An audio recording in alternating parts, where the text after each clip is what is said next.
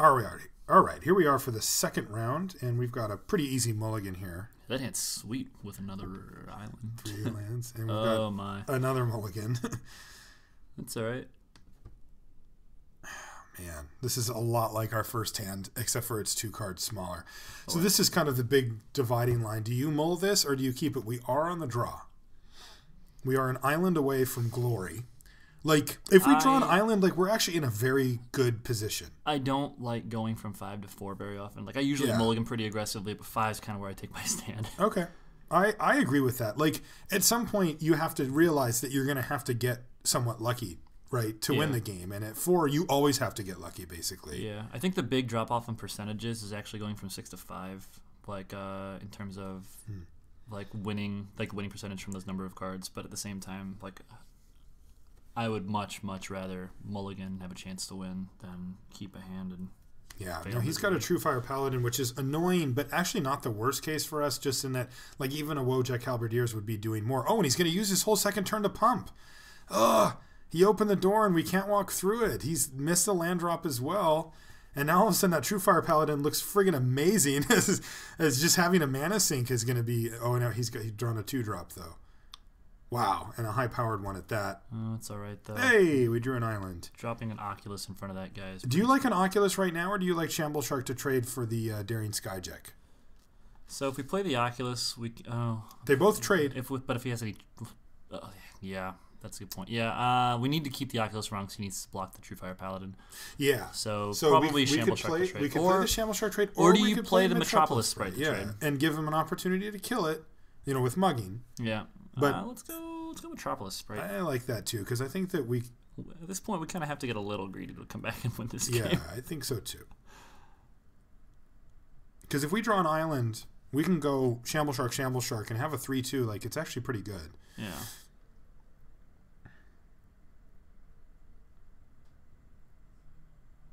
Hellraiser Goblin. That's pretty unfortunate. Well, fortunately, we played the flyer. We did. So that was really lucky because we get to do this. Unfortunately, this is actually really, really good for us. Yeah. This is actually just fantastic for us right now because he's going to have to now slam his guys like into our Frilled Oculus and stuff like that. So Island? That'd be so Island! Sweet. So this turn is Frilled Oculus, pass with green-blue open, and then slam a Shamble Shark into be able to...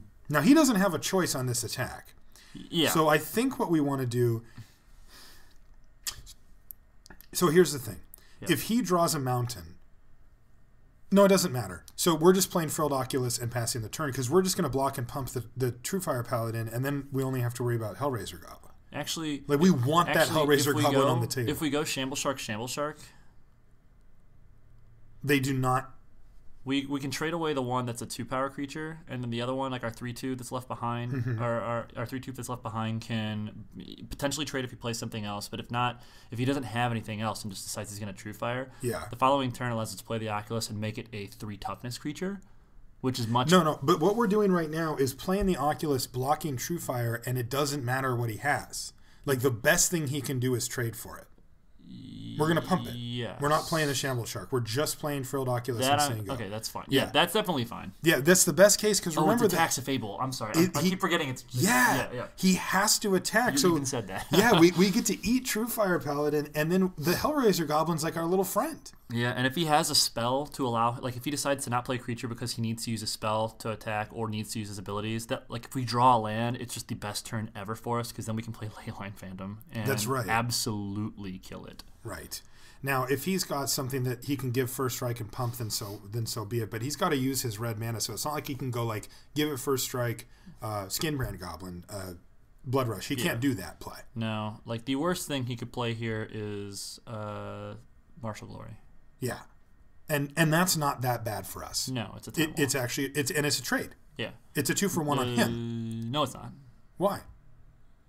Isn't it +3/+3? Oh, yeah, you're right. So that's not quite enough. You're right. Yeah. But still, it's like really good for us. But it's still a time walk and allows us to play Leyline Phantom potentially next turn. Yeah. Like, it's not the best. Look at this. He can't even play any more creatures. This is beautiful.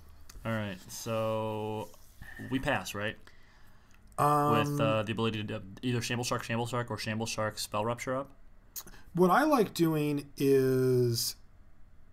Because I like the ability I to like that. Because that also Yes, allows I us like to that. play the Frilled Oculus afterwards to double evolve. Yeah. And also, this is beautiful because if he does, what we have right now is we're going to block Hellraiser Goblin, and we are not going to pump Frilled Oculus. No, he not has at to all. live with that thing now. Yeah, I like this a lot. Yeah.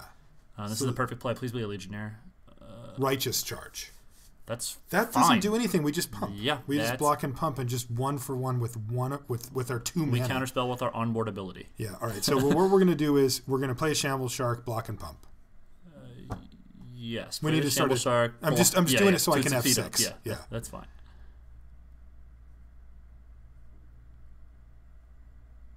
Yeah, that Hellraiser Goblin, I wrote about it in my article, and, while I have seen some incredible aggressive punches with that card, I've also seen this, where, this thing is miserable for him now. Yeah. All right, now we get to just slam Leyline Phantom, attack with Shamble Shark, or do you want to do Shamble Shark, Frilled Oculus, or Shamble Shark?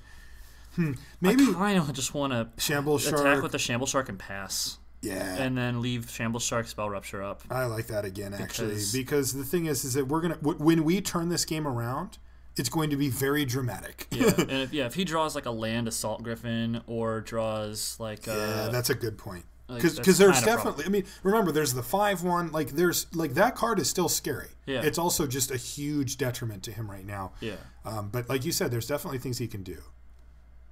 Ask and ye shall receive. Yeah. So I am just going to Spell Rupture that. Yeah, Just we because have it's to get a flyer. Just because it's a spell. Yeah. I mean, if it was a creature, we probably could have let it hit. A non-flying creature, I'm sorry. But, All right. So now I'm going to go with Shamble Shark. Yeah. yeah. And then next turn's Frilled Oculus to get the double evolve on that turn. Leave the ability to, And then hit him for 100. yeah.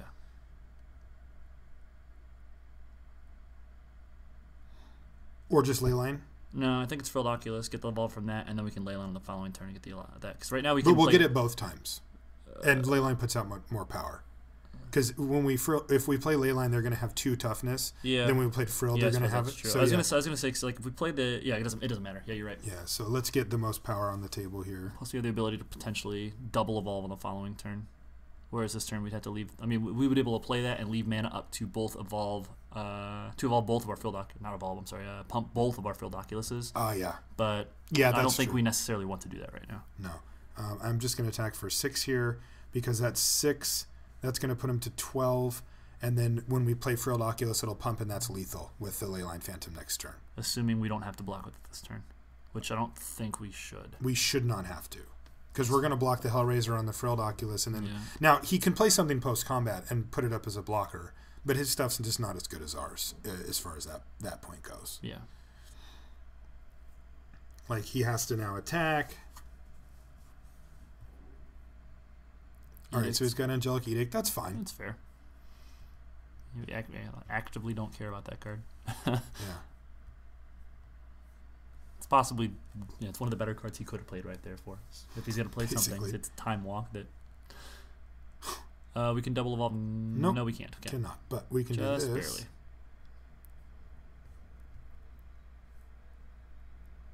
And then that's 4, 8, 9, 10, 11. So we can't quite kill him here. So close. So I'm just going to hit him for 8. And then do we bother playing out the Drakewind Crasis? Probably, right? I think you certainly do. It's a shame it's not quite lethal on its own, but Agree. All right, and he says we're done here. All right. Tom Martell can do it. We can do it too. Yeah, so it's Martian Nate 1, Hellraiser Goblin 0. In that case, it's that simple. Now, one of the things that we might want to consider is a Mind Eye Drake here because it does block the Millennial Gargoyle, and it also blocks Sky Knight Legionnaire. Yeah. Where Leyline Phantom, Adaptive Snapshot, that kind of card do not. Right. Another card that we saw was Darian Skyjack. Yeah. So I think we might want to bring in Mind Eye Drake here. I'm 100% behind that. All right, now do you want to cut one of these two, or is this the one where we just take out the Urban? I think so, certainly. Okay. Well, hello, sir. I will talk to you later, I guess. I mean, Urban Evolution's not the worst in this case, but this is the time when it's when you look at it and you're like, on turn 5, can I afford to do this? And often the case is no. Yeah. So we will forgo that. We do have another option. It's not something we really want to be spending our turn doing, but the Verdant Haven that we've got in our sideboard adds a little bit of life. Like the first strike on the Disciple of the Old Ways in this matchup is actually very, very important. Yeah, it is. It's really good. So it's really rough though because question is, that's really funny because the way that we get first strike is through Prism or for Verdant Haven, which are awful. Like we do not want to spend turn 2 doing that. It's a great point, Nate. Yeah. I think we skip it. Okay. I think we just say, I would much rather just spend my turn playing a dude and work out some double blocks or something. This is, however, one matchup I think we might be beneficial putting the Aetherize in and taking the Gridlock out. Ah, you genius, you. Because we are you definitely should do coverage or something if you see all these angles. My goodness. All right. That's a great point. I love that. We mulligan to 5 that game? 5 that game. Yeah. We're going to go to at least 6 this game. Yeah. All right. Yeah, 6 it is. Ugh.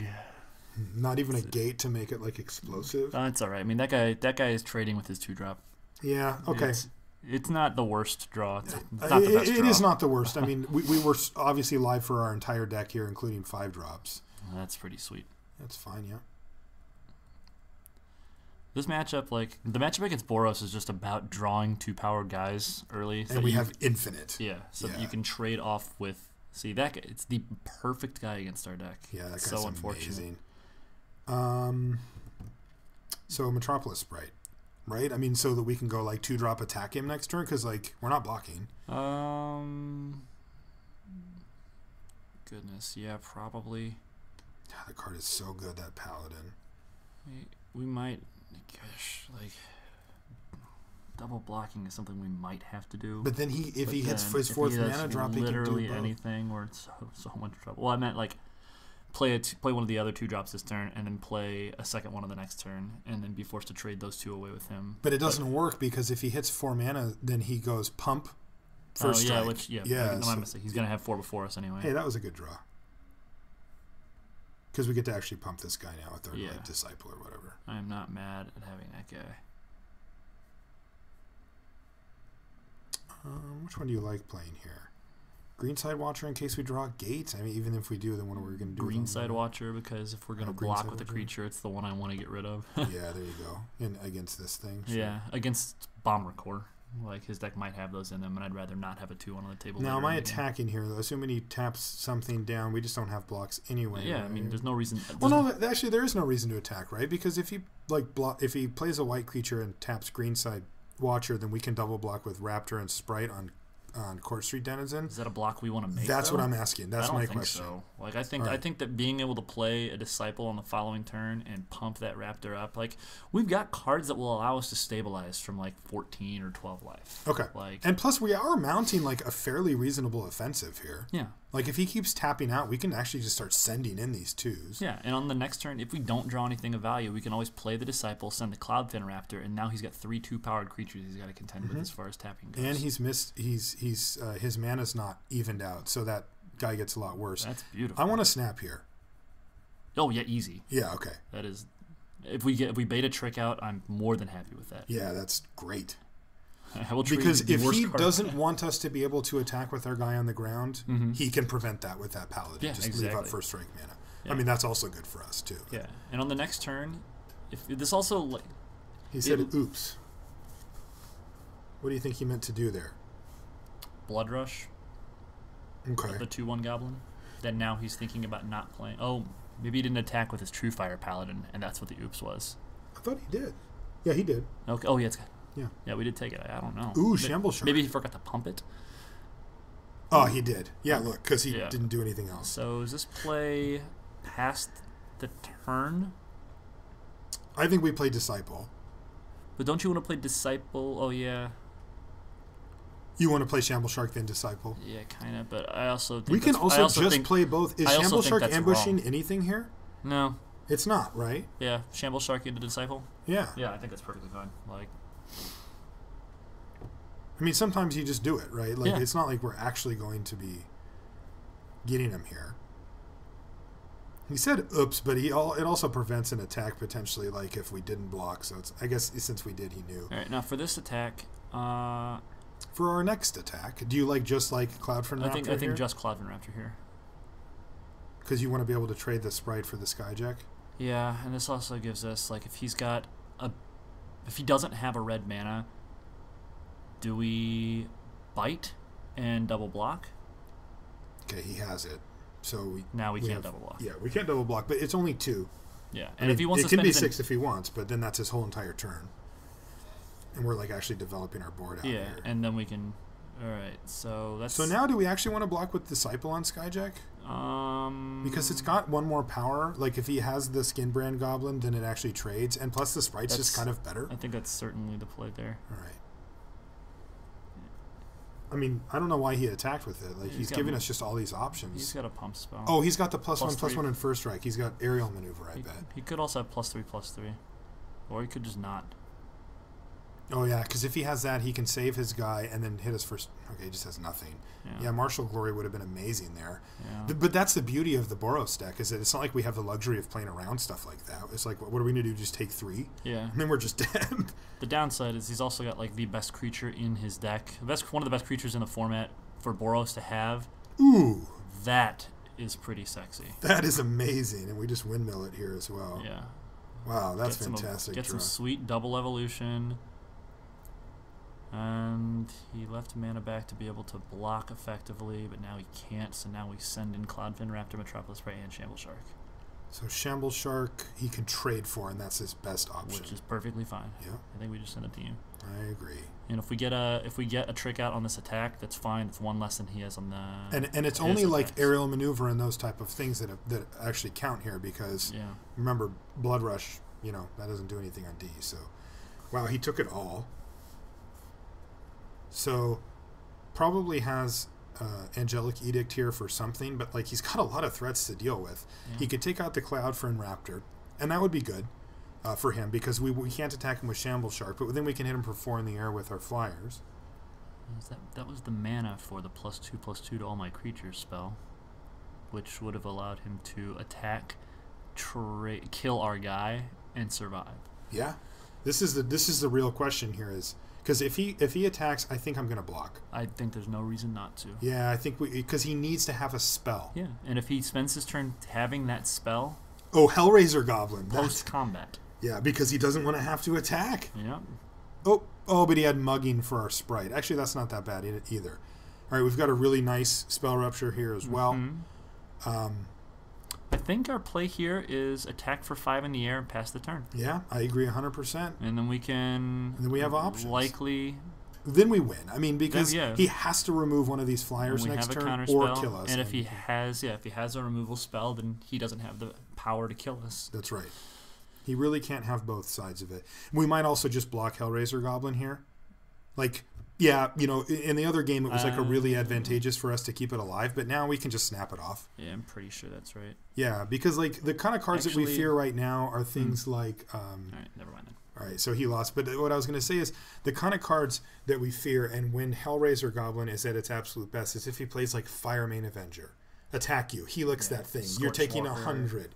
Yeah, Scorchwalker, the kind of thing where you can just keep laying it on, because then it forces you to block the Hellraiser Goblin when you early, and then the card's really, really good. Yes, but that's the time. I just think the card is like too swingy to be like a staple. I've ran it and had success. I've also, like what we did in game 1, just wrecked people where it was like the worst possible thing for them. So, all right, we'll see you guys in the finals.